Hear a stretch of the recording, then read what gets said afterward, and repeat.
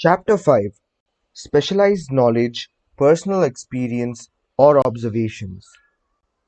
The fourth step toward riches. There are two kinds of knowledge. One is general, the other is specialized.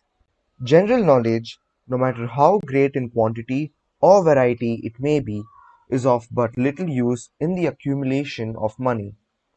The faculties of the great universities possess, in the aggregate, practically every form of general knowledge known to civilization. Most of the professors have but little or no money.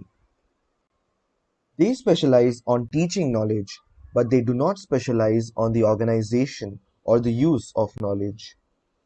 Knowledge will not attract money unless it is organized and intelligently directed through practical plans of action to the definite end of accumulation of money.